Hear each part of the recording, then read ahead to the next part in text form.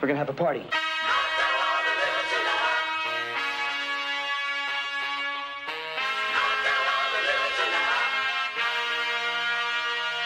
Hello and welcome to John's Filmness, a working title. And today I want to talk about my favourite films of 2016 so far. At number 5, counting down on my list, is Arrival, a film by Denis Villeneuve. Oh my word, no one knows how to pronounce his name. Now this director is known for films like Prisoners, Sicario, and he's just signed on to the new Blade Runner film, which, seeing Arrival, is fantastic news because here this man proves that he really gets sci-fi. And what's so interesting about this film and why a lot of people may not be liking it is that it has a very different approach to the alien invasion genre, if you will. It isn't an alien invasion film, and that's why it's so special. It is a film where the aliens are probably the good guys and humans are the bad guys. It is a very human story in that sense. In fact, the whole film focuses on Amy Adams' character, who is a language professor who is hired to come and try and communicate with these aliens, and her story is the real hook to the film.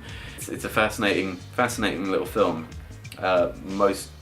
Most notably held together by the stunning cinematography, which provides a real sense of scale when you see all these spaceships, and Amy Adams' incredible lead performance. There's very little I can talk about in this film without going into spoiler territory, but I will say it's best to not know anything. Adjust your expectations so that you're not expecting an action film. You're not expecting a film full of explosions. You're not expecting a fast film. It's quite beautiful. It's quite a slow, calm and relaxed sci-fi sort of thriller, but absolutely worth a watch. Thought-provoking. Yeah, it's lovely. And at number 4, The Conjuring 2. This sequel, directed by James Wan, who just before this had promised that he would never return to horror, is an absolute blast. It captures a real sort of retro vibe, and I'm surprised to say that I found this film quite scary, considering that the first film didn't really do a lot for me in terms of scare. This film is horrifying. It is full of these sort of iconic monsters that plagued 80s horror cinema, you know, back when we had Freddy Krueger, Jason Voorhees, this fella, in case any of you 2000s kids don't know who Jason Voorhees is.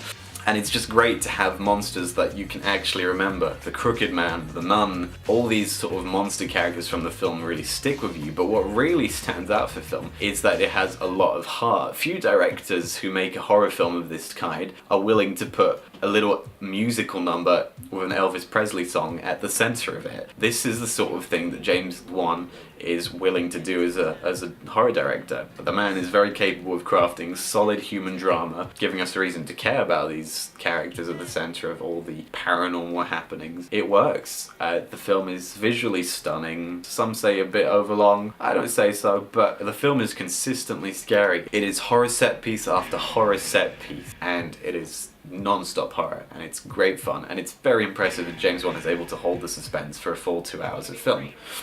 At number 3 on my list is the film Eye in the Sky. This is Alan Rickman's last on-screen performance. The military have found some terrorists that they've been hunting down for years, and just in the moment they're about to commission a drone strike, a little girl gets in the way. But the politics involved show that there is no easy answer to this. In fact, there is no correct answer to this, and it becomes a very gripping thriller told in real time.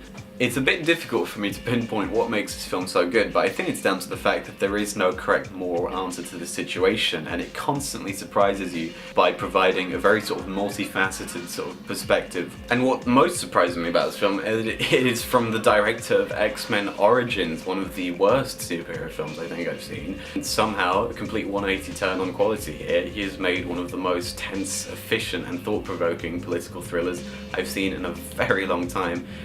Now, at number 2 on my list, showing DC how you do a proper superhero on superhero action film, I might want to rephrase that, Civil War. Now, this film centers around the conflicting political views of Captain America and Iron Man, Tony Stark and Steve Rogers, respectively. A lot of the good films this year deal with politics, I've realised. This film has been praised quite a bit upon release, and because of that sort of high expectation, everyone suddenly turned on it when they watched the film and weren't as satisfied as they could have been. I think a lot of people are taking it for granted. I think a film that is able to balance 15 plus main characters while introducing 2 more in the form of Spider-Man and Black Panther is an incredible achievement, especially in a world where we have just started getting proper crossover films, you know, franchises that always mesh and merge. Nothing like this has been done before. let alone tearing down a billion-dollar friendship that was established in earlier films like The Avengers. It's incredible how many characters this film is able to balance, and it's the first time in the Marvel Cinematic Universe when we really feel that every film is connected with one another. And let's not forget, the action, stunning. Once you get to the final fight, believe me, there are some stakes to it. There's not much to say about this film that hasn't already been said. Now, at number 1, my very favourite film of the year, and probably one of my favourite films of recent years, Kubo and the Two Strings. It's the type of film that Hollywood wouldn't normally commit 4 years to making and millions of dollars, but they have. Featuring one of the largest stop-motion puppets and a lot of sort of Asian culture incorporated into this American film. It is not just sort of groundbreaking, but it's unique. It's very rare for this type of film to be made, especially as a kid's film. The story is just about a boy who loses his parents and can't get them back, they're dead. The film is quite brutally honest while also being consistently sweet and funny even.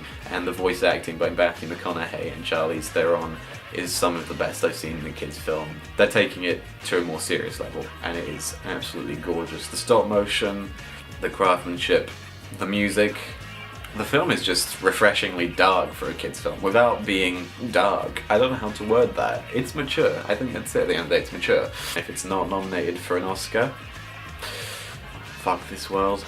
Anyways, I hope you like my countdown for the best and worst of the year. If you disagree, I really don't care. I mean, everyone has opinions. Everyone has assholes. I don't really care how that saying goes. Anyways, tune in next time for tutorials or sketches, whatever I'm in the mood for, and hit that subscribe button. We want to get loaded, and we want to have a good time.